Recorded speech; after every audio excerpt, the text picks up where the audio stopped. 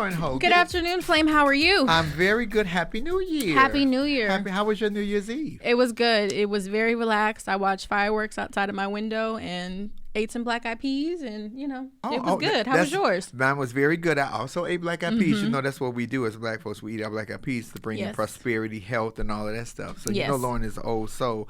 I did watch the Twilight Zone marathon after I did a show with Teresa Griffin New Year's Eve on Tea Time. We did a show on StreamYard or something. It was a great show. Thank you to everyone who joined and came. We had a great time. I heard. I did saw some Tina. of the reviews. I was feeling very groovy New Year's Eve. Wasn't the Tina wig a new wig too? The Tina wig is a brand new wig. Thank you, LaWanda Jackson. She had a debut. Yeah, she came out. She can't. Everybody coming out. Shit, everybody came out. Niecy Nash married a woman, and this person came out. I just want some of y'all to go back in. Let me tell you something. The closet on this side got way too crowded. I'm going back to the other side. It's just a little too crowded in the LGBT, ABCDFG, PTSD community.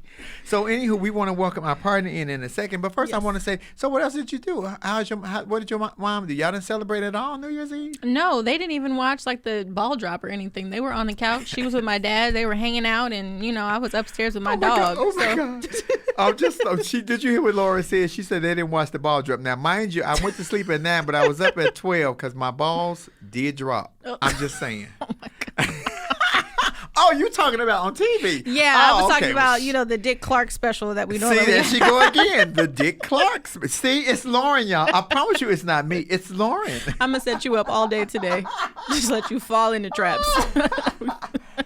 It's Lauren, Nick. I promise you, I'm being a good girl today. I'm not showing no cleavage or nothing. It's Lauren. Oh my gosh, she had that Popeye's chicken. She on one. I ate. I'm in a whole new mood today. Lauren. There you go. I see that Emmy in the corner. That's a nice prop. Yes. Show it off. I love that. And Miss Rosetta. Yes. Okay now. Hey, all right. Hey, Lady Ro. Hey, Miss Marsha. I have to speak to those two women. Those are the mothers of these two. And they be inboxing, texting and shit while we on live. Y'all stop doing that. Y'all messing with my people. Messing with them. Sit up straight. Speaking to the mic. Don't do that. Leave my people alone, Miss Rowe and Miss Marsha. Damn. We love the mothers. They want to make sure we do the best representation for you, Flame. That's what it is. I don't need no help. Y'all know my mouth is reckless. I don't need no damn help. How are you, Nicholas? Happy New Year. Happy New Year to you, friend. I love you. I miss you. Lauren, Happy New Year. Happy New Year. We had a meeting just for those who are joining us talking about, we're going to be there. I'm going to be there on the 4th, and then I'm going to be there on the 18th. And Flame, you kept saying the whole time, Nick, because we joke about it like, hey, we want to be in the same space. We talked about this, right? But Flame, you said last month, keep an eye on that. Let's kind of hold off on that for now. Mm-hmm. Well, the numbers are crazy here, and my issue is not with all this. Me and Lauren was just talking about this whole suggestive that you don't fly. We suggest that you don't fly when you stay home. These are Americans. You cannot tell. I said this before. We do not like to be told what to do. You have to be one way or the other. The governors of each state should have shut down the airports if their numbers were astronomical. I'm not blaming Newsom for people making their own decisions, but if you had to shut down the airport, a lot of options would have been taken away because don't nobody want to drive from here all the way to Florida. I'm just saying. So it would have saved some people, and according to the statistics, by the end of January this month, a whole lot of other people will be caught up and in a place that they shouldn't have been, or they did not have to be in if they'd have set their ass down and stayed at home. You're talking about a lockdown. The UK has decided they are locking down until the middle of February. That came down today from Boris Johnson. But, you're talking about what we're doing here. Remember what your president said this week. So. My president retired 4 years ago. Yeah, I was gonna say, I don't have a president currently. I'm waiting until January 20th. Right? I think I'm supposed to have a president by then. But we were talking about those COVID death numbers. Remember how he called those fake hoax. News? Yeah. Yes. Here's the hypocrisy of the fake news and the fake COVID death numbers. Some of the people that passed away, may you rest in peace, I bet you some of your family members voted for this nigga not once, but twice. And you are the collateral damage behind voting for him, of somebody who did not take control of this virus. So Prayers to you, your family members. Just go look at yourself in the mirror. If you voted for Donald Trump twice and one of your family members died from the COVID and he called it a hoax, go to the nearest mirror and the first person you see, slap the shit out of. I got that from Snoop Dogg. Woo! No, we were going? just talking about that. I just want to make sure people know that we're talking about specifically, anybody missed it, those remarks came from President Trump just as the number of COVID-19 deaths in the United States passed 350,000. And this is according to information compiled by Johns Hopkins, who has been charting this. The university has been charting this from the very beginning. So, can I ask a question? Is everything COVID death now? There's no more car accidents, aneurysms, heart attacks, Shark attack. Remember Shark Week? Because now every time somebody dies, everything is COVID, COVID, COVID. Everything is just not COVID. I think that's just what's being reported on. Oh, okay. Yeah, that's what's hot right now in the news. So that's what we're going to hear about. Before we jump to our topics, Flem, you want to sound off on a couple of things. You want to talk about the Georgia Senate runoff election, and you were talking about Mitch McConnell and Nancy Pelosi? Nancy Pelosi and Mitch McConnell's houses were both vandalized this weekend. I believe that Nancy Pelosi's was, this is my conspiracy theory, so my disclaimer, you can agree with me if you want to. If you don't want to, I don't give a damn. Nancy Pelosi's house was targeted by probably some people who don't care for her. Mitch McConnell's, I think, was just a ploy to throw us off to think that they only did it to Nancy. So we would only think that they only did it to Nancy Pelosi. This is my theory. Y'all think what y'all want to think. And what else did you ask me about? Oh, Georgia. Let me tell you something, Georgia. Y'all need to show up tomorrow. If you don't need to show up, nothing else I have said over the course of this year or these 8-9 months, if you haven't got the proof in the pudding this weekend with these audio tapes that have been released, that he spoke to you guys, Secretary of State, what's his name?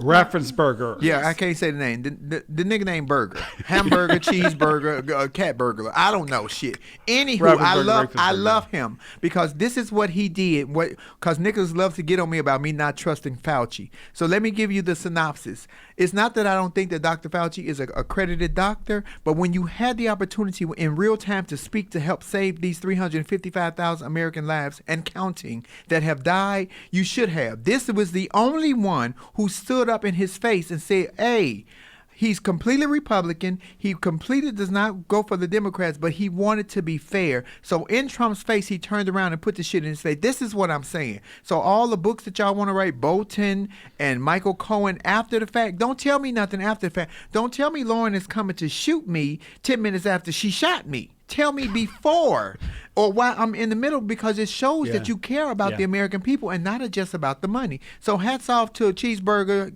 hamburger, all that. Raffensperger, I think it's Raffensperger. And Georgia, y'all heard the audio tape. Don't believe your eyes, but believe your ears what you heard. He was begging like Keith Sweat trying to get some snatch. I'm telling you now, get y'all asses up in line tomorrow and go, because y'all partying in Atlanta. If you got time to party, we got to get these seats. Hats off to John Ossoff and Warnock, because John Ossoff been out like a monster, really campaigning. And he's a handsome white boy. I was looking at him. Oh, my God. He woke up some feelings in me I didn't know I had. Barbara Streisand said, feelings are awakening me I hardly recognize. Come on, Ossoff, Georgia. Not only is the country looking at you and wanting you to step up and step out, we're relying on you. We really have all our eggs in one basket for Georgia for tomorrow. Yeah. Please, Georgia, show up. Let's get these Senate seats so we can get Mitch McConnell moved. Kamala Harris, the new vice president, can make all the final decisions, and you know she team us. So let's do it. Yeah, I will say, though, that some of my friends that are in Atlanta are saying they would be very surprised if we lost both of these seats, which makes me very hopeful. So tomorrow we'll definitely, I don't think this is going to be decided by tomorrow, but throughout the week we'll see how this plays out. But I am hopeful because that's the feedback I'm getting. So please and go Lauren, out these and are friends of yours who have been on the ground before the general election. So they've been keeping an eye on things and been involved in the process from the beginning, correct? Yes, correct. And one of my big brothers, I like to call him, I do work with him. He's also a part of Stacey Abrams' camp and is actually going to be one of the poll workers tomorrow to really do his due diligence to make sure everything is done correctly around this. So that's awesome. Who I'm getting some of my info from. So I'm excited to see what happens. I'm hopeful. Shout out to Stacey Abrams. Shout out to Common. Shout out to Andrew Yang, to everyone who is in Georgia who's on the battlefield, names I don't know, and I'm talking not just to the people that we do know, I'm talking to like some of our listeners, Hannah, Vesper, people in Georgia who giving us information. Hats off to you guys for pushing it. Okay. Nick, kick off our first topic because we're going. Yes, indeed. We got a show today. Oh, hey, guys, let's get it going. We were talking about kind of keeping on that theme of how we as a community really just need to do as much as we can to empower. We were talking about life insurance, Flame. We were talking about how life insurance is a must. And it can be an uncomfortable topic for some people, but we said we needed to bring this up for Laugh and Learn. Yeah, so I mean, we kind of had a brief discussion about this yesterday, and I told, Nick, you and Flame, I said, I don't have life insurance, but partly because, I'm still living with my parents at this point in time for personal reasons. And you guys are both like, well, you're at home. You don't need life insurance. But just kind of looking through some things and, kind of getting you guys' feedback, I realized that this is something very important that we all need to have. Some people don't think that, I don't want to pay for this, I don't want to do that. But in the long run, it's really just to protect yourself. So I'm doing my research, you guys kind of sparked a light bulb for me. I'm doing some of my research and seeing what my options are. And I saw some of the data that you provided, Nick, and you said in 2003, virtually 97% of the population purchased term life insurance, correct? Yeah, absolutely. And basically, Lauren, that just came down to, for those who don't know, there are really like two basic types of insurance. And there was a time when the hurdle to have life insurance was onerous, right? People couldn't afford it. You were just trying to make it the best way that you could. But life insurance really has become affordable because the marketplace has expanded, much like how Senator Pelosi has talked about the need to expand the space for health insurance and Medicare and Medicaid and all of those things. So life insurance is affordable for people. And the reason you want to do that is because Flame and I talked about personally how we have had friends of ours who are now in our age group, and some older, some younger, who have died. And you don't want to have a situation where your family has to pass the hat trying to collect money. And the days Flame was talking about too, Nick, more than that, the days of the GoFundMe, Nick, that's dead. If folks aren't working, they can't do a GoFundMe. So for as little as, and again, we encourage everybody to do your own research, but for as little as $12 a month, you can have life insurance that allows you to have a decent burial where you are not leaving the responsibility of having a respectful service and you put away on your family members who may or may not be able to afford it or may not be able to carry out your wishes. Okay. And my biggest thing is, first of all, Miss Marsha, we see you. I knew you had life insurance shout out on to your my mama. daughter. She is Shout in out the to Miss comments. I knew She's you had in life the comments insurance on talking your about, daughter. we got life insurance on you. So thanks, Mom. Appreciate She that. old school like me. Look, Thanks, secondly, Mom.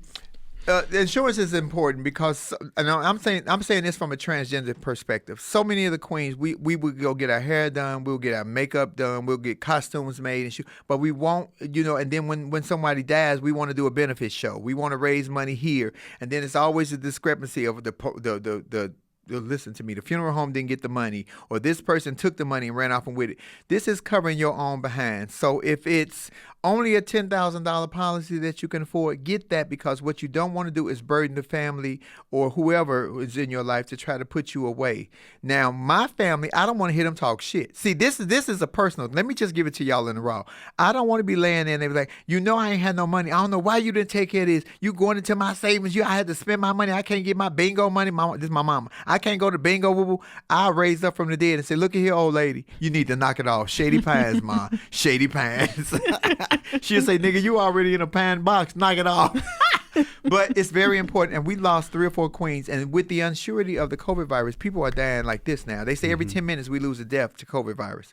It's very important. And they used to give you a brick wall on getting a life insurance. You had to take all these blood tests. And it's not even like that anymore. Now you could just pick up a phone and set it up and do automatic bill pay. If you get a once a month check, or if you get paid bi-weekly or salary, have it automatically taken out. That way you can't miss what you never got, but you'll know that you're covered. And when you do whole life, it usually takes 2 years before it goes into effect for you to get all of the money. So do it now. Do it now. Flame, that's whole life. I'm glad you mentioned whole life. The cheapest and least expensive one that is least of a burden for people, or less of a burden for some, I think, would be term life insurance. And that level term means that the death benefit stays the same throughout the duration of the policy. So if you get a $10,000 policy, and I'm going to tell you anywhere, you guys, you can be buried for $10,000. A nice, decent service. You may not get the mausoleum and the hearse with the you know how we used to do. Was it Holt back in Chicago? Flame, which one was the one where they put you in the glass video screen and everything there, and people could drive through? That's Gatlin's on 103rd and Halsted. Gatlin's Funeral Home, baby. You see, I knew exactly what you was talking about. Baby, it was a drive-through, baby. You know, they should start doing drive-through funerals again because of COVID. You can't, a lot of people can't. We should, baby, a drive-by. Could you, hey, baby, let me tell you, if I'm driving by and the person there fuck up and wave back, baby, I'm running into everything in front of me in the back. Ridiculous. But one can do that for as little as $12 a month, and that covers it, and that is good for 30 years. So there you go. It's just that simple. Just please look into it, y'all. Mutual of Omaha. You can do it online. You ain't got to leave your home. It really does help you and your loved ones. And it's not like you're trying to leave people a whole great deal of money. You just want to make sure that people put you away safely and they'll feel better about themselves. I'm with you, Nicholas. Sometimes you don't even need the headstones and woo. And the way people are dying now, it ain't gonna be enough room for headstones. Yeah, exactly. Shit. Ain't gonna be enough room for headstones. Boy, I'm gonna have 2 headstones like this. One somebody on the front, somebody on the back. So we in two people in a casket. I want to go ahead and move to our next one so that when you all open it up for the Flame message, can sound off on both of these, because Flame, this tied directly into the topic you were most passionate about this week, which was colorectal health. And we had to educate my baby here, my young baby You guys Lauren. You did. But see, that's why we call this Laugh and Learn. And this is why we have our own discussions before coming on here, because we are actually kind of learning things ourselves. Well, at least I am. So when we talked about colorectal health initially, I really thought that this was something mainly for men. I really did. I didn't know that it was something that both men and women did equally. Because, you know, I always, like, men in my family always went and got colonoscopies and that sort of thing. Yeah. I mean, my mother's never gotten a colonoscopy before. So I didn't know. But, you know, doing some research, that sort of thing, I realized that it's very important, not just in men, especially black men, but also black women. Interestingly enough, I had an aunt who passed away a couple of years ago from colon cancer. She didn't have to. She didn't want to talk about it or tell anybody, but she did. It's something she passed away from. So I think that we should probably lower the age requirement of when we should go get checked, because I think it's 50, correct, Nick? It is 50 is what's recommended for black men specifically. Yes, absolutely. I think that's a little too late. I think we should be doing it earlier. I think 40 would probably be a better age, similar to when women have to get mammograms. I think that would probably be better. But it's something very important, and we just have to make sure that we check ourselves and make sure that we're okay. We really do. Yeah, and Nick, you had a colonoscopy, a couple of them, huh? Nick, I have, and again, Laugh and Learn. We talked about this because you and I had this conversation. I have been proactive in my health for years because I come from a family of heavy comorbidities, a family of high blood pressure, a family of diabetes, a family where we added salt before we even tasted the food. So those became my habits until I learned more, right?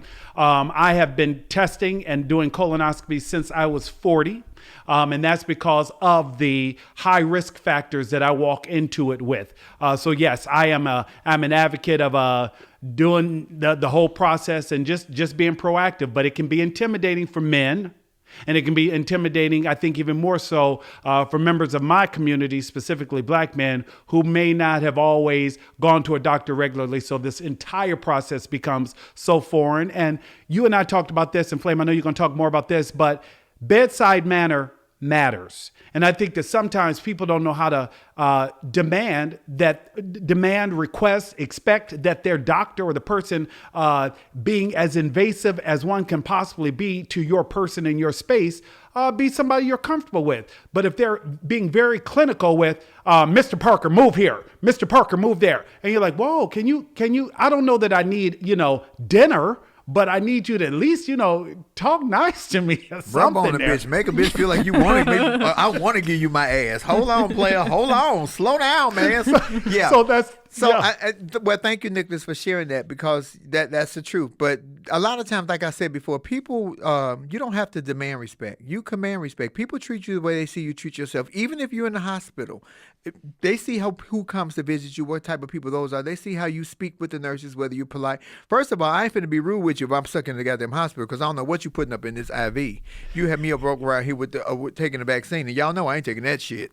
Anywho, secondly, I was very against having a colonoscopy. I was afraid. I had heard the horror stories. So my doctor asked me at 45 to take one. I put it off for 10 years. I just had my first one in November the 3rd this year. I talked about it on Coffee Time before we got this show on every day, and I talked about the process. It was not bad at all. It was not bad at all. Yep, it is intrusive. And if you're a man and you're in tune with your body, you know who you're, or a woman, you have to be comfortable with who you are. If you follow the rules, the worst part about the thing was not the taste of the medicine, because they got a new medicine, 2 little brown bottles. It's not even bad. It's just being in the restroom for a very long time. But they also tell you that if you don't get it right the first time, you're going to have to do it again. So don't eat. Get it right the first time. You can go hungry for a day. Good God. Some of y'all act like y'all ain't. Some of you motherfuckers can miss a meal here or there. I'm just saying. But, once you get in and I went to Mount Sinai. No, where I go? I went to Cedar Sinai. Cedar Sinai. I went and it was a very distressful morning because I didn't want to do it. I was completely against it. I couldn't find the bake because Cedar Sinai has 20 buildings. So I didn't know where I was going. I called Nick and the friends. I said, you know what? I'm not doing it. I'm going home. Nick said, calm down. This is the first time he was calm. Told me to calm down. He picked up the phone. He made a phone call. He called me back and gave me the exact address. Now, I don't want to tell y'all that I was too ignorant to say, because I had asked the hospital, where you go when they want to check your booty? But Nicholas called and said, we need to know where the endoscopy clinic is. I'm like, what is an endoscopy? But it calmed me down. I went. The procedure was smooth and great. I didn't even know it was done when it was done. The doctor was very nice. The propofol was worth it. If you ask me why did Michael Jackson die from propofol, then you've never fucking had propofol. Because when I tell you that the propofol will take you on a ride that the gummies can't touch, good God. It's a good anesthetic to have.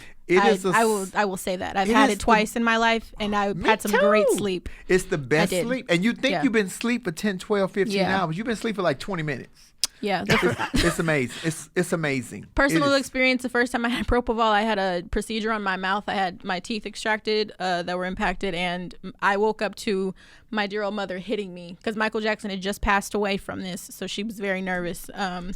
But anyway, I kind of want to circle back, though, because I think that a good takeaway from this is that, Black folks really need to advocate for our health. Mm-hmm. Nick, you mentioned, poking and prodding and, not actually having proper bedside manner. I think that's kind of like a history of something that we've had to deal with always. Yeah. And that, we've had these like stereotypes labeled to us that we can endure higher tolerance of pain and these sort of things.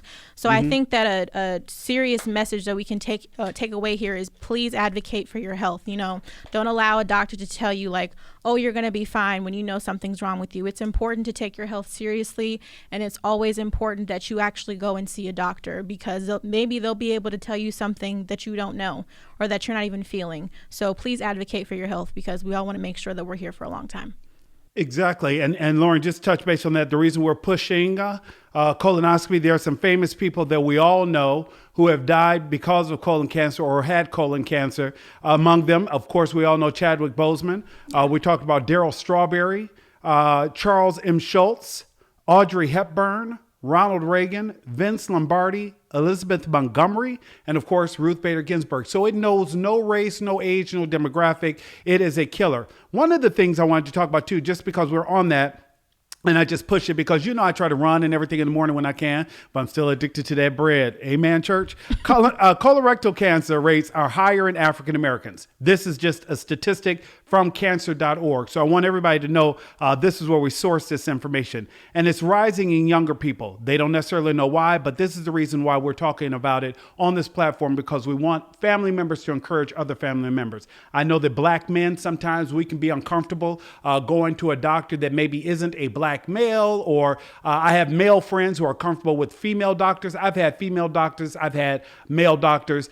If you passed med school and I'm comfortable with you and I can have a conversation with you that is open, that is honest, that is completely transparent, we're good to go. But I interview my doctors just like I know they interview me, and they sit there like, I don't know if I want to deal with this one. He talks a bit much. I get all of that. That's the truth. Now, he ain't loud now, but that's the truth. Now, what happened? And the last thing I want to throw out there is There's a new app called JetDoc that I learned about today, being promoted by Rick Ross. He owns Rick Ross shared his own personal health story today. And I was just, he talked about the weight loss and his love of the wrong foods and why he wanted to encourage other black men and women, but black men in particular, because we're the group that tends to be the most affected by not really following through with our health. Women, for the most part, will at least be somewhat proactive in their health, much more so than men. So it was this call to reach out to brothers. And I believe the app is like $20, but it also allows you to find a doctor and all that stuff that works for you. Okay, well, thank you, Nick Smith. Nick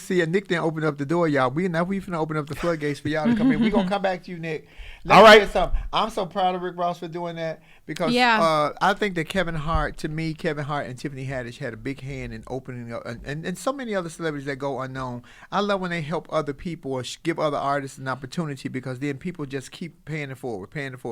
Yeah. So good job for Rick Ross because Rick Ross had a heart attack on a plane, right? He had a couple of health scares that were really detrimental to him. So I actually saw what Nick was talking about. I think about 2 weeks ago, Rick Ross was on Ari Melber's show on MSNBC with his other investor, and they were just talking about how they really just wanted to provide access to care and access to affordable health care. So definitely shout out to them. Thank you for just helping the community. And I just want to personally thank you, Rick Ross, for doing that and for starting wearing a t-shirt because you was killing me with no t-shirt with that old stomach, boo. You got the new stomach, but that old one, don't do that. Don't do that. Some women like that. He's got how many baby mamas and kids now? So girl, you know what my uncles used to say. Some was attractive. My uncle used to say PAGNF. Y'all know what that stands for? PAGNF. Old schoolers gonna know what that means. You too young. Yeah, I was like, what does that mean? Pussy ain't got no face. Okay, what's the next subject, baby? Well, that's the old player in me, y'all. Y'all know this laugh and learn. I'm teaching. I'm fucking teaching.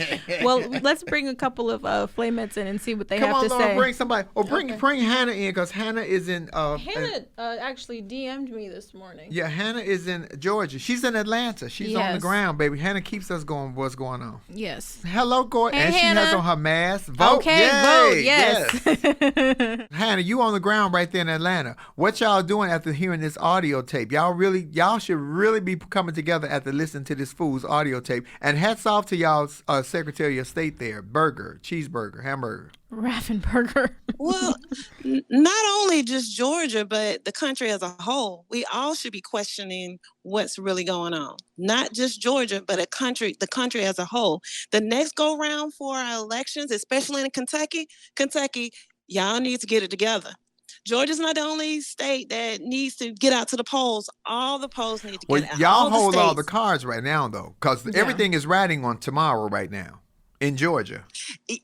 Yes, it is. Yes, it is. You are so right. The only thing is that we have to get a lot of the transplants to realize you do matter. Your vote matter. Everybody's telling Georgia to vote, but you're not being specific. We have a lot of males that are not voting. I work with a lot of men that do not vote, not planning to vote, not thinking about voting. Yesterday, I dropped off some items to my mom. There, you actually see people going from door to door to get people to vote. They have a lot of volunteers out on the ground that's asking people to come out to vote. Also, I've been inundated by email, text, phone calls about us getting out to vote. But you'll be surprised of a large group of our black men that will not vote. Do you know why? They did not vote. Are they saying why they don't want to go out and vote? Many don't believe in the system. They don't believe in the system will help them. Many don't believe that their vote matter. Many believe in conspiracy theories. Right now with the 11,780 votes that somebody wants to negotiate about, that's not right. That's illegal. But most people, they just don't think that they matter. And a lot of the transplants from other states have been redlined or pushed out of their home. And most people won't be honest about that. They won't be honest that you can't get a job in certain states. You can't find housing in certain states. But they'll rather talk about other things, but they won't talk about what's going on in their home state. And what's sad about it, many of them come from blue states. Girl, I'm gonna flip all these states blue like my glasses, so they get to my nerve. Hey, Hannah, you stay safe down there, and we gonna be watching these polls tomorrow. I'm gonna be Yes. watching because I know it's gonna be a nail biter. And I love what Lauren said, and that you saying that the people that are out there voting, it looks like we're gonna get these seats. But I need us as Black people or people in the state of Georgia not to rely on that, because you remember we thought Hillary was a shoe-in 4 years ago, and 3 days before they threw a monkey wrench in the game plan Comey, and you lost your job to this nigga. Bye. And Hillary lost. Now Hillary didn't lose because we didn't like her. Hillary lost because white folks didn't like her. Let's be honest, because we And liked her karma. ass. Yeah, Karma but too. then they see the boomerang of life is Trump got the same shit back in his face, because he thought he was going to win. He was close, but 3 days or 4 days before they dropped that vaccine that's some of y'all are taking, not me, but some of y'all are taking that vaccine. But now here we go again. Now they didn't release the tape. Hats off to Berger for telling it, because the nigga needed 11,799 votes to win. He asked for 11,800. You're not going to get them, nigga. In every language, Slovakian, which your wife is, boomerang, Budapest, China, you lost. Your favorite words, nigga, is you're fired. Look in the mirror and tell the first nigga you see you're fired. This is Flamin' Raw. Thank you, Hannah. Thanks, Hannah. I have to interject one more thing. If you need a ride to the polls, Lyft is giving rides to the polls. What you need to do, if you have the Lyft app, go to Georgia Vote to Live. Georgia Vote to Live. They're giving a $30 credit so you can go to the polls and vote for free. I voted the first Saturday that I could during early voting. So you guys, it's so many organizations that are giving free rides. All you have to do is go to all these nonprofit organizations that's getting out there. Thank you for that information, Yes, Hannah, thank too. you. Thank you so much Yeah, for that. it's Lyft is giving it, and all you have to do is put in Georgia GA Vote to Live. Okay, you can go to their website. A lot of celebrities are putting it out there. But yeah, if you need a ride, that's no problem getting a ride to the vote, to the polls. So y'all get out there and vote. And my people that have people that live out of state, please talk to your people and let them know. Please go out and vote. Thank you, Because Hannah. the Georgians, Yeah. we getting out here. Yeah, to vote. we looking at Okay? each other. The whole world watching Georgia tomorrow. Exactly. Thank you, Hannah. We all watching Georgia, Okay. baby. Georgia. And if you're going to get in the lift, why I keep doing that to the light? Okay, if you're going to get in the lift, get you some Lysol. Spray their asses. I spray everybody, baby. Spray everybody. Where we going? We going to get Vesper. Yeah, you Lauren, wanna grab get Vesper? Girl, you know I can't see those words. Yes, honey. Vesper. Y'all get y'all asses out there and vote. Because I'm telling you, Georgia, we need you. Well, hello. Hey, Vesper. Don't Vesper look like John Ossoff? She Hey. does. Well, let me tell you something. John Ossoff is fine. He could get it. I stay in drag almost the whole time and everything, but eventually the wig gonna slide off. I'm just letting you know. I gotta be comfortable. Shit. Your mind is in the gutter today, and I'm loving it. It's a new year. Same flame. It's a new year. Yes. Talk to us, Vesper. Yeah, what's so going what's on going down on? there in Georgia? Look, the voter suppression is real. And the thing about it is they make it look so natural, like it's normal, that people don't really think about it. But when I went, I had my mail-in ballot, and as I was about to seal it, I was realized I didn't put the actual ballot into the envelope. I was like, oh shit, tore it open, and it tore just a little edge off. So I put my ballot in there, sealed it. It looked good, but I didn't even want to chance it that they would, not take it. So I went up to the polls this weekend, or right before the new year, and there was a long line, and you could tell who the Trump supporters were because they weren't wearing masks, even, and they weren't social distancing. Everybody else was good 10 feet away from those people. Everybody else was keeping a good 6 feet apart, but the tension was there. There was no parking.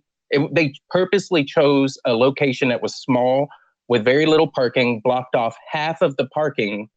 And people were just crazy in the parking lot. And they were all giving me mean looks and, cussing at me. I just ignored them as I was walking up to the ballot and just dropping it into the drop box. And as soon as I dropped it in a drop box, they were all like, oh, okay, But tensions are high. There's very few voting locations. There's very little parking. And the thing about it is, I'm trying to remind people that this is what voter suppression looks like. Okay. They want to make it as difficult as possible so that when you show up, you don't want to vote because you rather just not deal with it. And the thing is, we have to deal with it because everything is riding on Georgia right now. The whole country, and not even the whole country, the whole world is kind of watching Georgia right now because this will determine the fate of not only the future of our nation, but the future of the world. Mm-hmm. Yeah. Because if we have a Senate that is controlled by the Democrats, we will pass some type of climate change legislation. And that will affect the world. So it's so important that we all get out here and vote. And it's so important that you don't let anything discourage you from doing your part and doing your God-given right to vote. Tell it, Vesper. And that's all I gotta Vesper say. is my resident white boy, black boy, baby. That's my white chocolate, y'all. Vesper, you had gave me that with conviction. I felt that all in my spirit, baby. That could cut through my breast implants. Good God.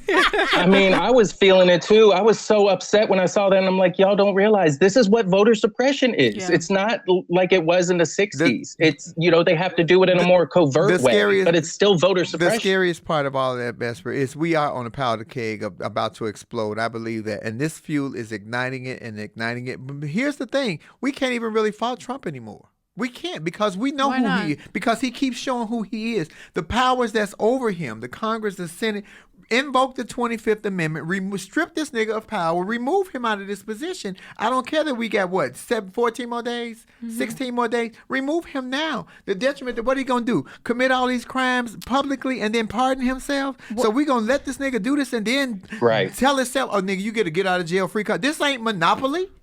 Well, I mean, I will say I don't know if I totally agree with that, Flame, because I think especially now that you're seeing all of these like senators coming out and supporting, for instance, not certifying the election for Biden come January 6th too, it really makes me think that Trump really just has stuff on all of these different senators. And that's why we're seeing them flip. We saw instances with Lindsey Graham. So we're in a very interesting time, to say the least. So yeah, I don't know if it's that simple. Great point made. Great point made. Let me say this, Vesper. Thank you, my Don. We're gonna hit you up. Keep watching, Vesper. Thanks, thank Vesper. you. See, Donald Trump probably does have dirt on all of these politicians because here it is. He was never a politician. This nigga still ain't a politician, but he did business with them for so many years before he decided to throw his hat in the politician ring. So he did business with the Democrats, the Republicans, these people. So I got all y'all. I know where the bodies is buried. I know where the accounts is hidden. I know this and that. So everybody's afraid to throw him up under the bus if they have not done business with him. They are not, like Kamala Harris and Elizabeth Warren, people like that. But if you've done business with him before politics, especially, that nigga holding something over. You're right. He's holding something over their head because somebody should have been then smashed him with what they know about him. Exactly. If this was a normal democracy, if we were actually living in a democracy, I think those would be the circumstances. But it's just not.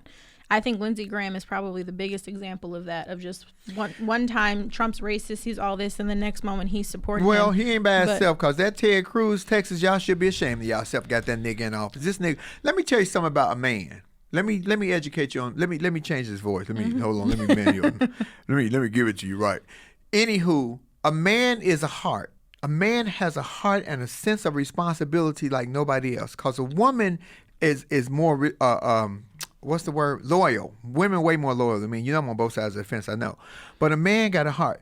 Ted Cruz, you allowed this man to tell you in your face that your wife was ugly. He disrespected you. Marco Rubio, he threw your father under the bus.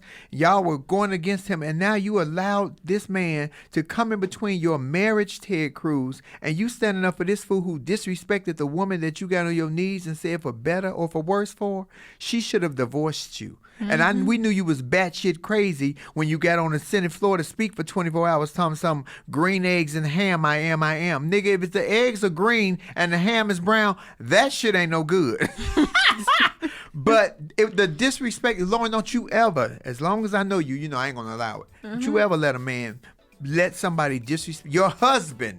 Never. Disrespect you like that. Know this nigga got to lay in the bed next to you. That nigga should have been afraid. He should have been real afraid. Exactly. Ooh, that had ran my blood pressure high. Come back, Flame. Come back. Bring me back, Lauren. Bring me back. Bring me back. Hannah talked about the expense in housing and why people move there because they've been redlined.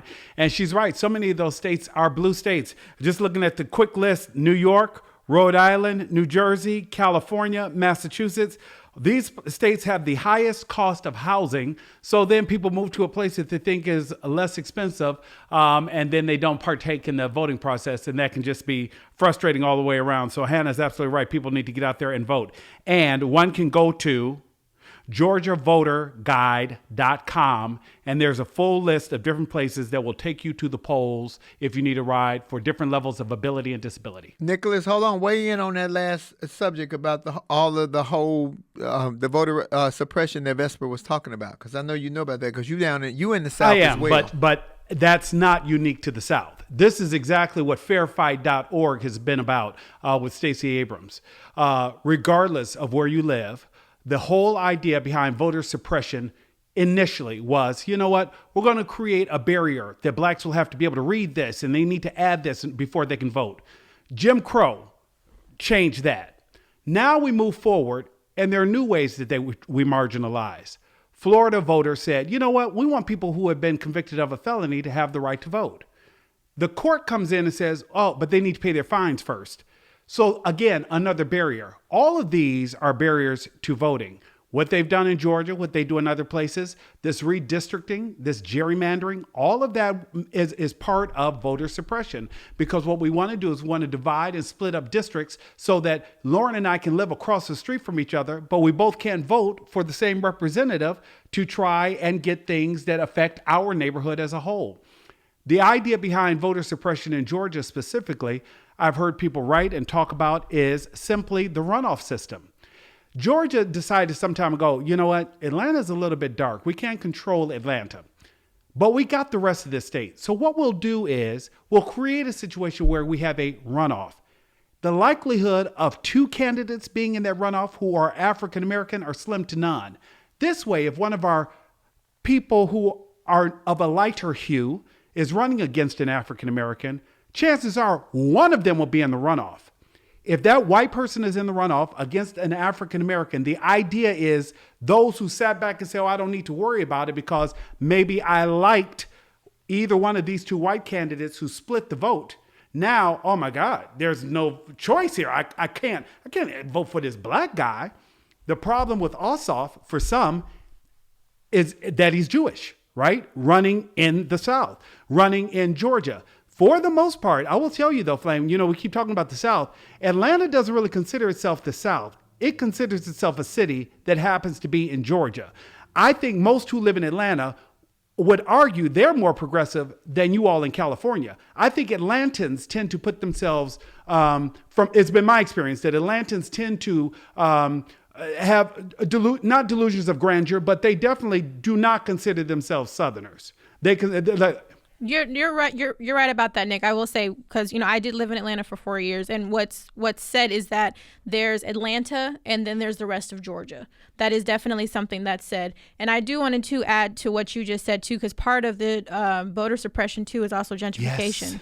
And that's yes. directly tied into housing, because we gentrify colored folks out of these areas, and all of a sudden they don't have anywhere to go. If you don't have an actual address or a house of where you're residing, you don't get a ballot. You can't register to vote. So that's also part of the voter suppression. And Lauren, that's as well. everywhere. That's DC, that's San Francisco, Yep. that's LA. There are neighborhoods where people, we were talking about the wrong side of the 10. Flame, if you're on the wrong side of the 10, you in the hood, right? Or that was the idea. I live in Long Beach. I don't know what you're talking about. Believe it or not, Ask there Lauren about was a that. time, though, there were parts of Long Beach that were considered hood, right? So, Yeah. No, actually, where I live in Long Beach now, in the 70s and 60s, they used to have actually Ku Klux Klan marches down Wow. Ocean Boulevard. Yes, but there are also some ghetto areas of Long Beach. Wait, I'm saying that in air quotes. I don't know. That's that Snoop Dogg. See, that North Long Beach. See, let me. But no, Yeah. they got the best apartments. So let me just say that. Anywho, I hear you, Nicholas. I hear Lauren. I'm talking about this. Y'all talking about this voter suppression. Georgia. I'm talking to y'all right now. Atlanta, wherever they have the whole state of Georgia. Be inconvenienced for one day. Baby, from what I see, they said the men won't go vote. Shut Magic City down, and some of them got them P-Valley and all the strip clubs down for a day. Them niggas will go vote. Shut them down for a day, because whatever it takes, by any means necessary. This is how Donald Trump almost won. by any means necessary. He adopted Malcolm X's philosophy and he took it to heart. We always love to speak it, but we got to walk it. We got to do this by any. Some of y'all got them goddamn stimulus checks. You got money to get to a lift to get to the voting polls. You got your stimulus today. Some of y'all got it Saturday. I got mine last week, 300. I was happy. Yeah, y'all got your stimulus. Use that stimulus and go vote. I'm telling you now, Georgia, we can't do this again. And they're cheating right in our faces. And you can't look me in my eyes and I see you and hear you and tell me that you are one thing and I'm looking at you and hearing what you really are. I ain't that dumb. Some of y'all gonna have to pick and choose. You can't be dumb and stupid. Some of you Republicans, let me just say, some of you Trump supporters got both of them. You can't be dumb and stupid. You got to pick a side. Goddamn. Flame. Shit. Well, I do want to say though, shout out to the strippers in Georgia because they did create an entire campaign called "Get Your Booty to the Polls," Get your booty. and they encouraged quite a few people to go out and vote. So shout out to all the strippers in Atlanta. Thank you for doing your part. I completely agree. We will actually talk about another city going through a change right now, Chicago. Yes. Chicago. I think city. Chicago is a perfect example of how one can be an industrial city and reinvent itself, right? Because there was a time when I think that there are those who would argue, and please jump in, Flamettes, Detroit and Chicago were really the same city. Detroit was a thriving city in the 50s, 60s. People wanted to be in Detroit. People were raising great middle-class families, middle-class homes. African Americans were able to go and buy, and they worked at Ford or they worked at GM. They had great schools. Then when the industry changed, Detroit didn't change with the times. Chicago found a way to reinvent itself.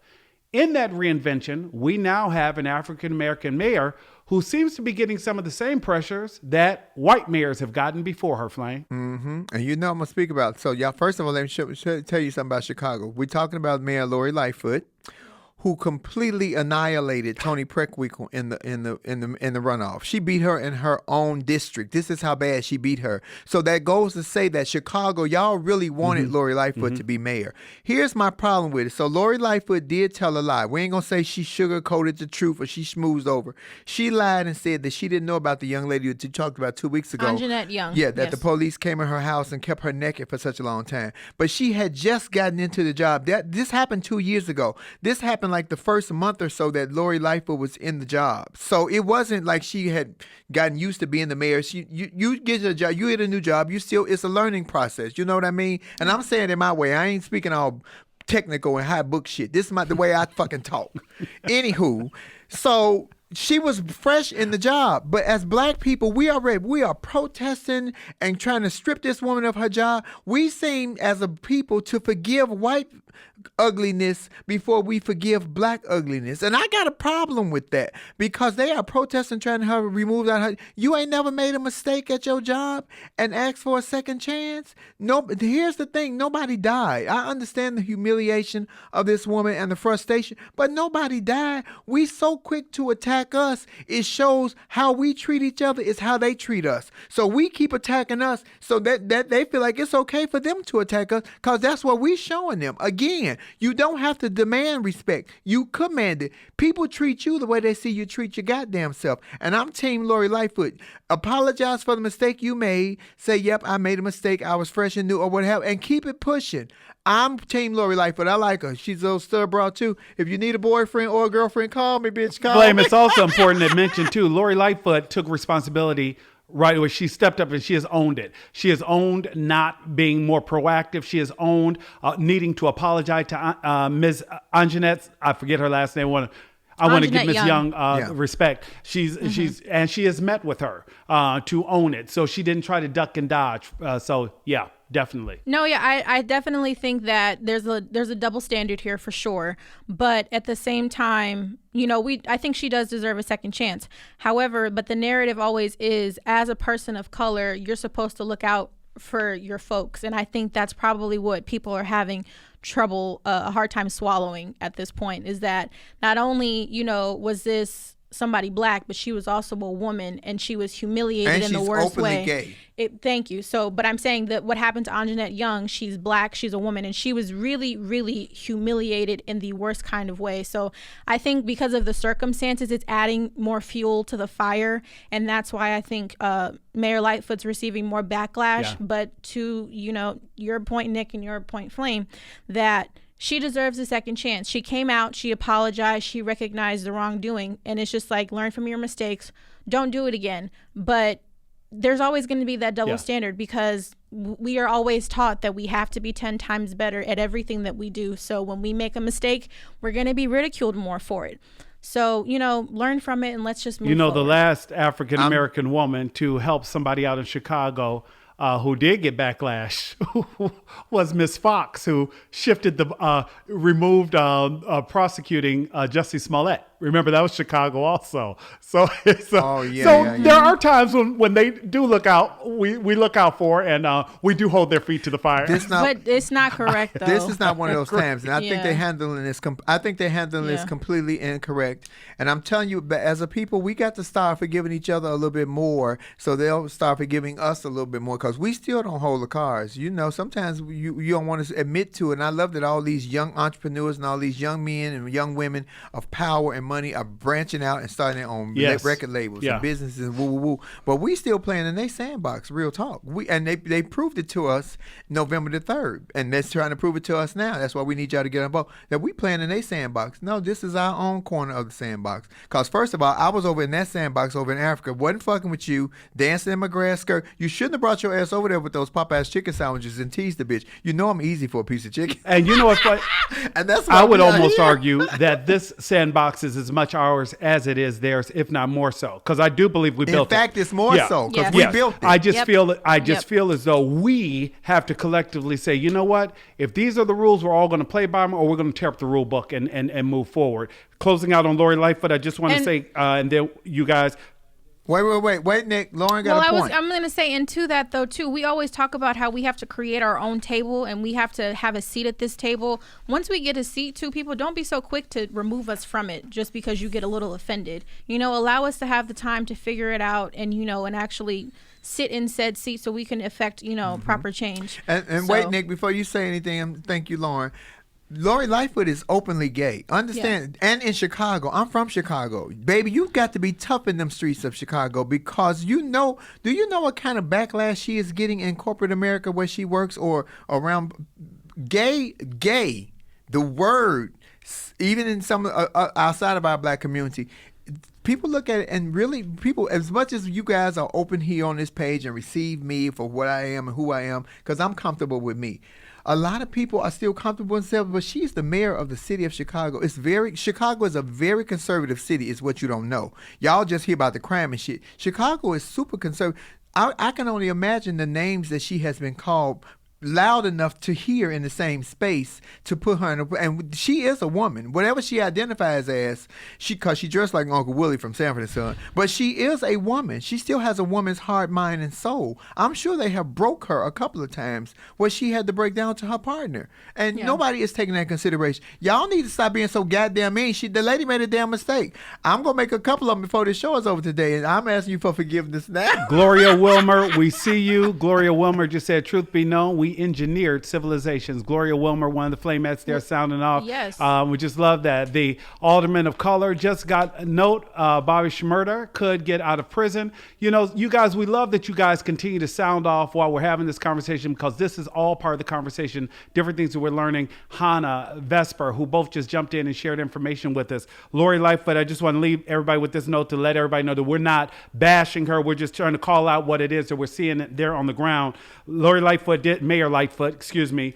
did note that the police department has made changes to a search warrant policy since January, and that she has directed a review of how this matter was handled. That is a direct, so she knows. Okay, this January the 4th, you mean for 3 days? You know what? Or last January? I'm asking for a friend. All right, Nick, we're going to bring you out. We'll bring you back in. We want to get some weight on it because we got shots down in the house. Jess is in Chicago, honey, and I'm Team Lori Lightfoot. Miss Justine, tell me who you voted for, because I ain't like that Tony Preckwinkle. Let me just say, them little polyester suits used to. Hello, Hey, beautiful. Jess. Hi, hon. Hi, Lauren. How are you? You in Chicago. What you think about Mayor Lori Lightfoot? Okay, to be fair, when they wanted to release the video, one of the city mayors, I'm sorry, not the city mayor, one of the lawyers of the city of Chicago asked the judge not to release it. He has since resigned. I can't recall his name off the bat because I had it written down, but he resigned. So, and Mayor Lightfoot accepted his resignation. Also, don't forget, because everybody's pointing the finger at Mayor Lightfoot, which I am Team Lightfoot. I don't expect her to be a saint. I'm not a saint. I expect her to do a good job, period.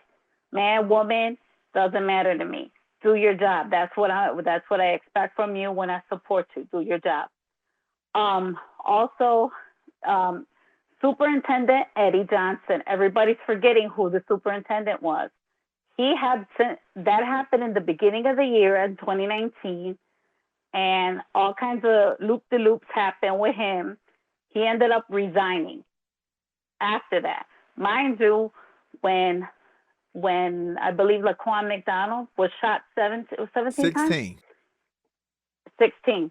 I know somebody else was. Unfortunately, I know there's more than one victim that was shot multiple times. So I apologize that I didn't get that correct. So also, the superintendent before Eddie Johnson was thrown under the bus by Rahm Emanuel. He resigned. So we've had problems with the mayor and the superintendent of the police not being on the same But page. do you think that they should remove Lori Lightfoot, or you think they should give her a second chance? No, they shouldn't remove her because she's been trying to get at the root of the problem with the weeds in the police department. Mind you, I do support the police department. I do make them coffee. When I do my volunteer work, I do make them coffee. I treat and respect everyone until you give me a reason not to. That's good. So we've had problems with the police department and what is his name? The head of the Federal Order of Police, the union. He's a Trump supporter. He's always mayor. But Justine, I just want you to come back to Lori Lightfoot because, girl, you have taken me over the river and through the woods. I'm not off to see the wizard, girl. Where the hell are you going? This ain't Oz. I'm not off to see the wizard, girl. That's what I mean. They're coming after Lori Lightfoot. Her being the woman, the mayor of our city. Yes, she is the accountable. The buck stops for her, but they forget that all the little undertones that happen when people are trying to, one, undermine her authority, and two, they're trying to do stuff behind, where they're trying to cover each other when they do misdeeds. Now, mind you, like I said, she has to atone for what happened on her watch, which this happened under her watch. She has met. It was on the news that she met with the lady, and I saw the videotape. I was horrified. I was also I am so horrified at what happened to her because I can't even imagine being by yourself and you're changing. You're totally naked, and they put you in handcuffs with like they're nothing. Like you're nothing. Well, Justine, we always love when you weigh in. Thank you, my darling. You look beautiful. Happy New Year. Happy New Year. Happy New Year. Be safe. Team Lori Lightfoot. Team Lori Lightfoot. I mean, I think the overall what she's talking about is there's a lot of corruption within the Chicago government system. Watch your mouth about Chicago, baby. I mean, we just talk about facts. It's nothing personal. Watch your mouth but there's some corruption that she's having to deal with, and at the end of the day, everything's being blamed on her. But she inherited a corrupt system, and that she's trying to weed the bad folks out and get it together. Chicago politics has been corrupt for so many years, though. Thank you. I can say it because I'm from there. Chicago politics has been corrupt for years. Starting with them dailies, baby. Them dailies, woo, that first daily, the daddy was a gangster. That nigga know where the bodies is buried and everything. Exactly. But then we got who we got. We had a man. We had another black man. We had Harold Washington back in the day, but Harold Washington was strong-willed and he ended up dying from food poisoning. Now, is it food poison or poison food? That's the way you use the words. I'm just saying. Then we had a gangster man named Jane Burns. She gave everybody in the projects a turkey, and that's how she won. She gave us all a turkey for Christmas. Seriously, whatever works. This is how whatever easy. Works. This is how chicken have been getting us fucked up for years. But she gave everybody in the projects a chicken, and then said she was gonna take apartment in the Cabrini Greens, which was the most horrible project in the country at that time.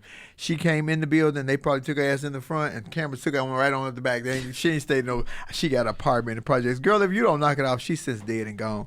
But then we had the other daily. Hold on, long. I'm gonna let you get. We had another. We had the Sun. Now the Sun was gangster. He made Chicago beautiful. The Chicago skyline is absolutely It's phenomenal gorgeous. now. The Yeah. city downtown is beautiful. The corruption is still there. Yes, I know Harold was murdered. Y'all didn't listen to what I said. I'm not going to say that out loud. Yeah. You said I'm Y'all just missed repeating that your one. shit. The city is beautiful, but his wife Maggie, who suffered from cancer for years and battle cancer, he had a black secretary that worked behind him on the low. Him and the black secretary was like me and Mrs. Jones. They had a thing going on. After Maggie died, she gave him her approval to go on and be with somebody else. He married the black girl. We ain't seen or heard from Mayor Daley since, because Mayor Daley got caught up on that black girl magic, because that black girl magic is Well, real, it's baby. real. Very And after real. Maggie said, I'm leaving here, she not only did he hook up with this black woman, he married this black woman. She had some black girl voodoo. Fuck a magic. Sounds She like had the Meghan voodoo. and Prince Harry to me. Well, let's bring Nick back in so we can slide into this last topic, which I think is going to be a major topic that we're really going to have to go through. Uh-oh, So they finna go deep, y'all. I Yeah. can't handle deep. we're going to talk about this last topic. Don't go deep. Nasty all day today. All day today. A couple Oh of my things, God. So, Lauren, Nick, before I want to close out with Lori Lightfoot, a couple Uh-huh. of things I just want to touch on that was brought up Yes. with our last guest, because she's absolutely right. It looks like, just so people know, the video shows the Chicago police officer smashed open the door of 50-year-old Anjanette Young's townhouse in February 2019. Lightfoot, who promised to bring more transparency and accountability to Chicago, took office in April of 2019. So she was not mayor when this went down, and it's just important that we kind Correct. of mention that and let them know, hey, okay, you know.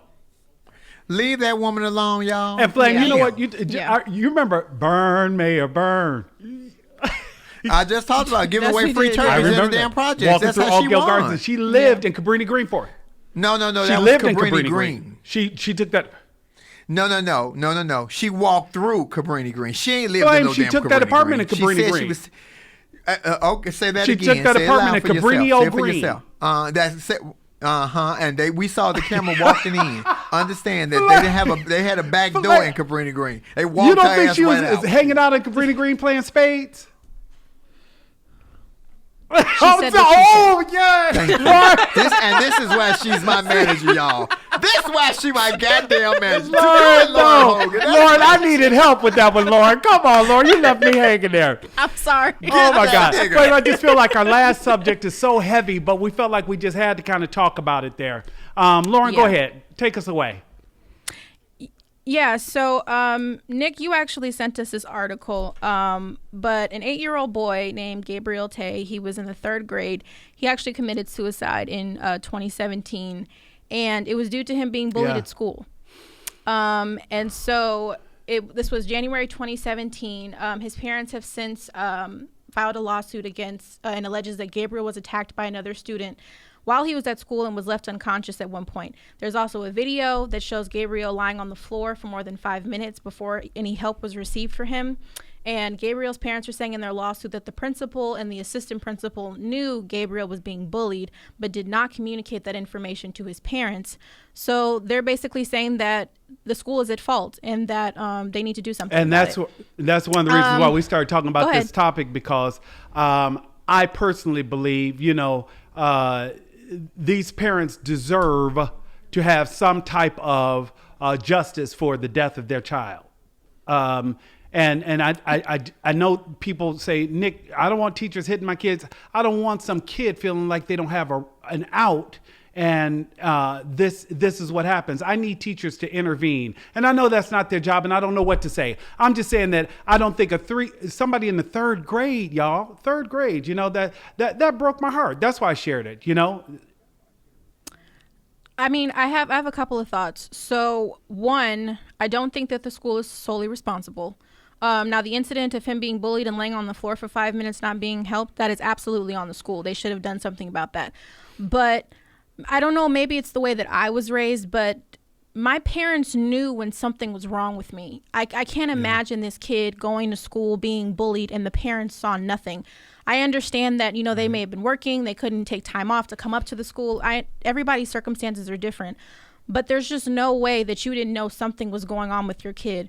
And even in the instance where you can't go to the school, my mom straight up was like, you getting bullied? Because I got bullied when I was younger.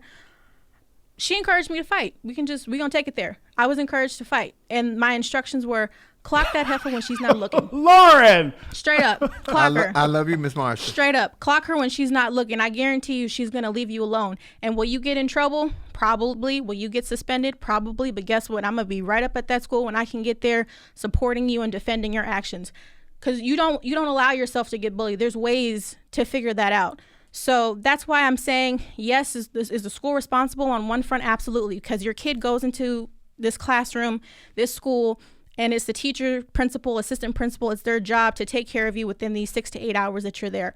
Absolutely. But it's also the parent's job when your kid comes home to check in with your kid and make sure that they're okay, and then instruct them properly of how you need to handle themselves when they're away from you. Okay, so those were both the textbook and no kid policies. Let me talk to you as a parent now. Baby, she moved the camera, Lauren. If you- Uh-oh, okay. Right, she moved. She was like, If you move out the fuck way. with my kid, I'm showing up. Period. I'm going to follow protocol, which I have. And if you watch me on They Ready, I talked about this subject. All my jokes got some truth to the stories. If I follow protocol, which is go up to the school and speak with the principal, speak with whoever's in administration, speak with security that my child is being bullied, and you do nothing. Step 2 is I'm not going to wait, because bullying these days don't mean what it meant when I was a kid. Bullying, we used to fight and all that. See, Nicholas never had a fight in his life. Let me go back. Nicholas never had a fight. You see them hands? This nigga would get down because they fought me because I was Sissy Marcus, or they fought me because I lived the life that I wanted to live. Whatever the reason was, it taught me to fight. Some people that I fought on Monday, mean mugged on Tuesday, smiled at on Wednesday, winked at on Thursday, and we were speaking again on Friday. We are best friends to this day. This 50 years ago. The hostility of these children not being able to release all this aggression and this frustration and this hurt because of the internet and cell phones and woo. They need some place to let it out. Unfortunately, because we encourage children nonviolence and don't fight, all this is built up in them. So now they snapping out and they killing their parents, or they going and shooting up the schools, and then they cutting themselves. They're hurting themselves. Sometimes these kids need to have a good old-fashioned fist fight to get the shit up off of them. But if you fuck with my kid and my kid is being bullied and you don't follow protocol, I will fight your kid. Let me just say, I'm not the only black bitch on here that'll say that. I will meet your kid on the parking lot or in the playground and fight your kid. And I know that sounds, ooh, Flame, you can't fight a kid. Some of these kids don't act like kids because they were raised by children, so they are the ones that are in control. My children don't run my house. They think they do, but when I get mad and take this wig off and this voice get deep, they run for the corners like roaches when you cut on a light in the kitchen, because they know they didn't cross the line, and I'm not having it. These kids not scared of their parents, and these young-ass parents ain't raising their kids. Some of these kids will hurt your children. Sometimes you have to meet fire with fire, and that's why my name is Flame, because if your kid fuck with my kid, they gonna meet the fire. That is Flame Monroe. But no, yeah, but I would say that's the dad in you, because even for me, my mother is crazy as all can get out, and love her dearly for it. She's always been the helicopter mom, but everybody knew my mom was crazy. But it's when my dad showed up, that's what we called the brigade. We didn't want him showing up. We didn't. That's when everybody was like, okay, he's coming up here to shoot. We don't want them problems. As crazy as my mother was, my dad was feared. Okay, so that's what I'm saying. That's the dad in you talking about fighting kids and not that's the dad in you in protecting your young. Well, you know what I said on They Ready? I said when I went up there to meet the little boy, I wasn't in drag. I had the titties in his face and a beard and a bad breath. So he went home and told his mom and dad that he was attacked by her mom and dad. That would be I love that. Nick, and I'm not encouraging anyone to go fight somebody else's No, children, it's but I called love what you protecting said, yourself. Lauren. You need to cover your children, and good parents are the first to discipline their children, but they also are the first to defend their children. My mother never came up to the school to see about me. My mother never came when I got in trouble or I got into fights or I had altercations, because she never came to see about me. I knew that when I became a parent, that was not going to be my story for my children, because I'm like Lauren's dad. They hate to see me coming, because I show up like Medea. I'm cussing out everybody first, especially when it comes to my children. And I've always taught my children, and both of you guys know my children, you tell me the truth right in their face. Whatever the principal says about you, I'm going to believe you first, because you don't lie to me. I teach my children never to lie to me. I'm still working on that last one. But I teach my children never to lie to me. But you stand flat-foot and look in their face, because I'm going to let them tell their story, and then they're going to let you tell yours. Now, I'm giving y'all a for instance. So I had an altercation 2 years ago, Nicholas. You know about this, at the school with my baby girl. The principal was a son of a bitch. He was, and he said a racist remark to my kid. We were driving home from school. She told me I turned the car around mid-show. I had a 1989, what did I have? A big-ass truck, a General Motors something. It was a old cranker. We called it Bertha. God is good. 2 years later, I guess I'm new. Anywho, we went right back, and I said, After you she said begged right to you him. not He to, stood Flame, she said, flat-foot. Dad, please don't. She begged me not to go back because she didn't want the confrontation, because she knows how I am about them. She knows I'm super overprotective. I said, you say the same thing to him that you said to me. She told her story. No, and he told his story first, and I never interrupted him. Neither did she. Then she was telling her story, and he interrupted her. And I said, "Stop! She didn't interrupt your story. Let her tell her story." My daughter told the story to me and to him in his face the exact same way she had said it in the car. I knew my daughter was not lying, baby. That wasn't rehearsed. Me and that man had it out at the school. He is now the principal at the school that she's at, and for 2 years he has been to my shows to see my shows. He supports me. I'm telling you, but because I addressed that, as Lauren say, as the dad, and he didn't see the flame Monroe. He saw that other one, and we are cool. Sometimes, like again, we go back to people treat you the way they see you treat yourself. So many of my children's friends are well-to-do kids with money and woo-woo-woo, but they spend more time with the nannies than they do with the parents, i.e. they like to hang out with us because I'm always at home. I'm a hands-on dad, even on the days I don't want to be. And I think that's the point too. You gotta be hands-on with your kids as much as possible. I understand, like I said, everybody's circumstances are different, but like those car ride homes from school back to the house, that was important time with me and my mom or my dad, because they wanted to know what happened at school. Just like Flame talked about, your principal made a racist comment. What happened today at school? That's not the job of the nanny. That's the job of the parent. This is something complete, because you all talk about being hands-on parents. I'm often criticized, or still even to this day teased by friends of mine for that. They're like, Nick, you still call your mother mom? Like I never call. I joke with Flame. I say, Miss Rosetta got on my nerves today. But I would never say to my mother, Rosetta, I told you. Like, there's still this. I am not a child, and I still fear my mother in some ways. You know what I'm saying there? And we did talk, and we played. You were raised right. We played Monopoly together, Sorry, and things like that. We played board games together, and she encouraged the reading. But I've had, 2 divorces now, Flame? Because why you got to talk to your mama every damn day? That ain't healthy. You need to. So I don't know, Flame. Is it possible to be too much of a parent? Well, I want to go back to the original topic, which was that the 8-year-old boy killed himself. This is what I'm talking about. I don't know his situation. I don't know whether he was gay, whatever they bullied him for, but I want to give hats off to Dwayne Wade, because had I had a parent in my home that cared about me at 8 years old like that, my mother was there, but my mother was on drugs. Y'all, we already know the story, honey. I ain't telling. Ooh, he freestyled on his mama. My mama been clean and sober over 30 years, but she was on drugs, big time, and she wasn't there. And if I had the assurity of having one person in my life to talk to, imagine if that little 8-year-old boy had somebody that he could confide in and tell, that listened to him, didn't talk at him, didn't want to go up to school, but listened to him and tried to help him and show that they care. Maybe he wouldn't have killed himself. How lost was this baby at 8 years old that he committed suicide? A lot of these kids don't have nobody to rely on. They really don't have nobody to listen to. And Flame, you've talked about how, unlike when you and I were growing up, the bullying doesn't stop when you leave that school. Oh no, because it's on the internet. Social So media. I come home here, and so when we get off the page, you know how much hate I get on my page. Ooh, I can't stand Flame Monroe. So you get 100 likes, bitch. I don't give a fuck. But I'm 50. A child won't see that, because if their self-esteem is already low, and then 100 people agreeing with somebody saying they don't like you. First of all, you don't even know who these 100 people are. But nobody has explained to an 8-year-old, because their self-esteem is low. And then, 100 people don't like me. I should kill myself. I'm not killing myself. Fuck you. And your mama and generations of your mama. But I think that also, too, goes back to the parenting that we're talking about. Because, for instance, social media, like on Instagram, you're not even allowed to have an Instagram account until you're 14 years old. So it also goes back to the parenting. Now, mind you, I will fully accept I'm not a parent. I don't have kids. I'm only speaking not yet, exactly. But I'm only speaking on the experiences that I've had with my mother, because my mother, like she likes to say, she was liberally strict, as much of an oxymoron that is. But I understand now, as I'm getting older, what that means and how important, some of those harsh boundaries I may have thought she had laid out for me but they were needed because, to Flame's point, you know, when people say things, I don't get affected by it as much. You know, I've had my share of fights because people have pissed me off, and guess what? They didn't do it twice.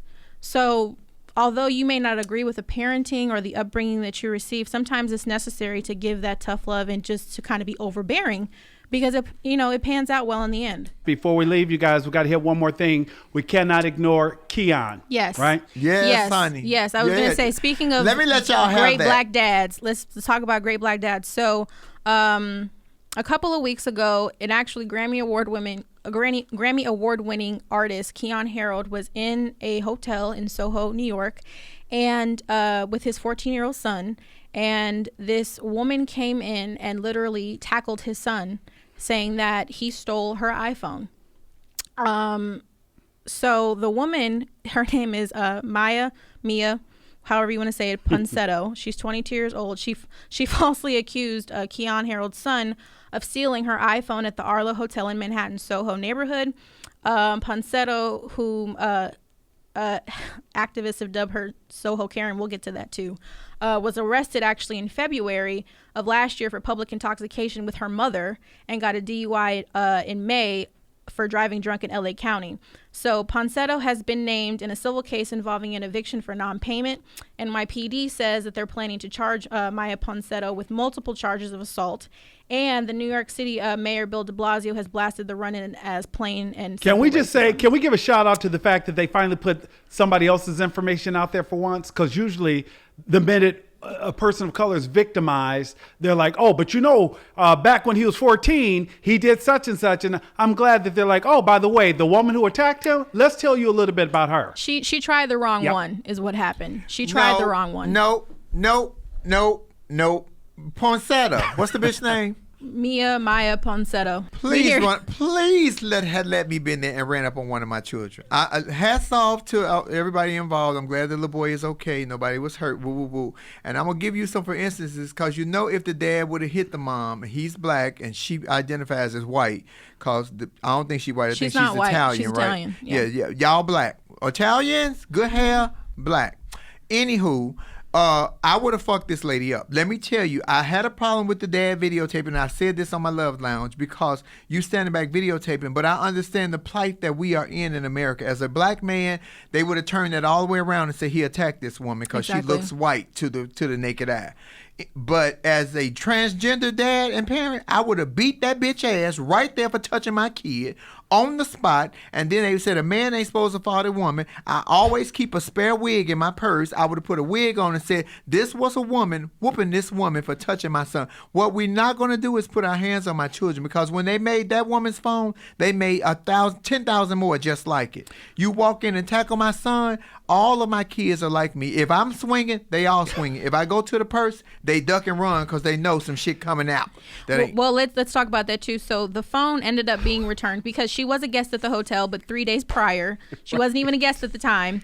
The phone was returned from an Uber driver that same day. And to top it all off, the phone that she had was a lesser version of what the son had. It wasn't even the same version of the same phone. Well, the bitch was confused. She got caught drunk driving, and the bitch is publicly intoxicated. So the bitch is an alcoholic. Call AAA, AARP, somebody, because the bitches are drunk. Y'all, it's public knowledge that the bitches are drunk, and y'all keep giving them a pass. Ain't no pass. She drunk, and she was out drunk with her mama. Who does that? And get charged for it? Because I know mothers and daughters that go to the tavern often, drink, have a good time, go home, everybody quick. Ain't nobody starting shit with no police. Her and her mama is generational drunk. The bitch, it's in their longevity, it's in their lineage, all that, just all of it. It's genetic. It's genetic. All that. I got a problem with that. I don't like that they make excuses for them, but we always made out to look like the monsters. We not the fucking monsters. And that boy was 14 years old. The dad had every right to slap. You know what the dad should have did? Y'all see that video where the man slapped the man with a can? He slapped the 12 days of Christmas out of his ass, goddamn. He kicked that can and Baby, he kept calling him a nigga. He get my nigga, Yeah. nigga this, nigga that, nigga that, nigga that. Baby, that man kicked that can. He took that can and he slapped the 12 horses running. Not the 12 days of Christmas. 11 11 lizards sleeping. Yeah, 11 livers listening. 6 dogs a slap. 5, he slapped the shit out of me.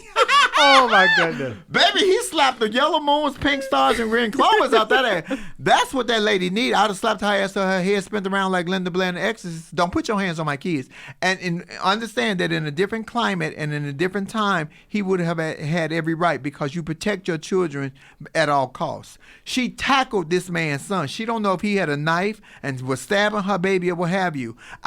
My natural reaction would have been to punch the hell out of her, honestly. I wouldn't have thought about what color she was. It would have been different too, because I'm just saying, if it was me and my mom, my mom would have wailed on her. Oh, Marsha would have been She would've rolling wailed with on her her. ass, baby. It's And- Marsha gangster. Yeah, so I mean, and I think that's probably the difference too, because this was a black male and it was his son. You know, I think he handled it the best way he could have, because I saw the security video and then I saw the cell phone video. She literally like bulldozed his son down, and Keon Harold ran up and pulled her off of him and everything else, and then she tried to do it again.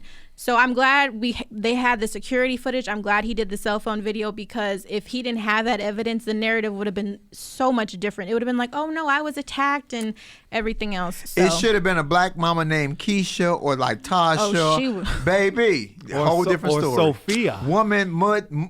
Woman stumps Sophia. bitch head to ground for touching her baby. Very Yeah. Beyonce in Obsession. You touch my child? Yes, Beyonce. Hi, hello, Hi, handsome. how are you? I'm good. How are you guys? Weigh in. We want your opinion on anything and everything. Man, I'm gonna tell you this thing. I'm from DC, Chocolate City, the original. This lady in my school made me do something. My dad came to that school, and I never seen him do something like this. He choked that lady and put her up the wall and said, "If you ever touch my son again, this will be your last day on this earth." What's your daddy's number? Let me call. I'm into that.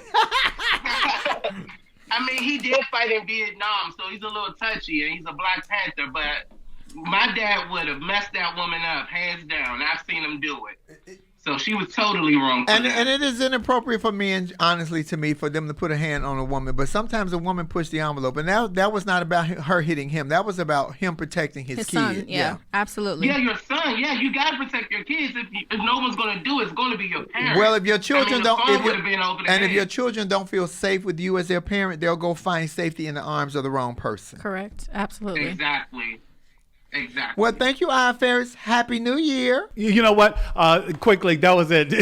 You Flame, you're ridiculous. What do you You've mean? been on fire today. You have been on fire. Lauren gave name? me some chicken before the show. You know you can't feed me We before. gotta feed her before the show. Do not feed the beast. I just want to close out reminding everybody to remember to share the show, comment on the show, subscribe. We really do appreciate that. And those who have our show going, like it as well. So I'm going to send it back to you guys. Guys, again, great show. Happy New Year, ladies. Look forward to seeing you both very, very soon.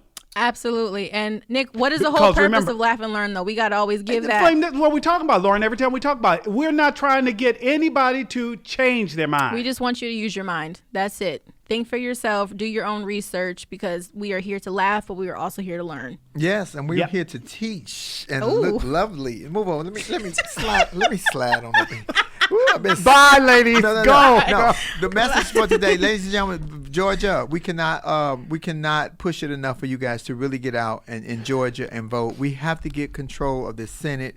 And when I say control, we're not even getting control. We're just getting a fair play of even. The deciding vote will be broken by Kamala Harris, vice presidential candidate Kamala Harris. And we know she's riding with Team Democrats. So let's do this so we can have some kind of power, because Mitch McConnell is blocking. I know some of y'all hungry.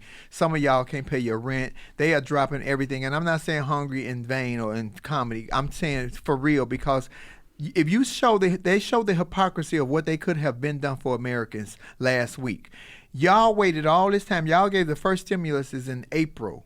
and y'all waited all the way to December, almost the end of the fucking year, and you clicked one button and just released money to so many people. You could have done this in May, June, July, August, September, October, November. You waited to almost the end of the year to do $600 disrespectful dollars to people who have been hurting for months because of the lack of responsibility that you guys voted to put this clown in office. Don't blame nobody but yourselves, but don't use us as pawns, which is what y'all did. That was like when you go to the welfare office and you give them Social Security and they hit one button, they can see what states you had welfare in, because I had state welfare in like 7 states. I'm getting off topic. Listen, ladies and gentlemen, please vote. Please wash your hands. Please wear your mask. Please practice social distancing. They have just shut down us in travel ban in California. You don't even come here because you can't get out. Don't come here because you can't, unless you're driving, because you can't fly out. That's why Nick ain't here. Yes. And Nick, where can everybody find you? Crying in a corner. No, I'm just kidding. At Nick Smith News. At Nick Smith News, definitely. On all platforms. And where can we find you, Lauren? You can find me at Lauren Armani H on Instagram. And I think you also told some folks this morning that I was creating a YouTube channel. We need Lauren to be on YouTube, too. Didn't even know, but we're going to do that, too. I thank you guys that have been supporting Lauren and leaving such wonderful comments, because y'all like the addition to the show. And I don't read the comments. She does, and this overly sensitive nigga right here do. I don't read your comments because I don't care what you think. I love you anyway. If you don't love me back, discuss it later. Right. They tell me. I say, who said what? Listen, ladies and gentlemen, this is Flame Monroe. You can find me on all platforms. Flame Monroe on Twitter. Monroe Flame here on Instagram. Please subscribe to my YouTube channel as well as Nicholas's and Lauren when we get it up today. And also you can follow me on Facebook, Marcus Flame Monroe Parker. Thank you, Teresa Griffin, for the show on New Year's Eve. If you don't know who Teresa Griffin is, she's a fantastic recording artist out of Chicago. Get her music, Naked Soul. You're welcome. Catch me on Love Lounge tonight. I thank you guys for joining us at Laugh and Learn. The only reason that this show is as successful as it is because of you guys. All the Flameettes and Loungeettes and Firecrackers and Nickettes and Laurenettes and all that. We thank you, because the information that you give us and that we reshare back with you, recycled, we couldn't get it nowhere else. Thank you for following Laugh and Learn. Thank you to my partners, Nick Smith and Lauren Hogan. And thank y'all. Thank you, Kendall. Thank you, Triple. I'm out. I'm going to get another piece of this chicken. We will see you next week. Peace.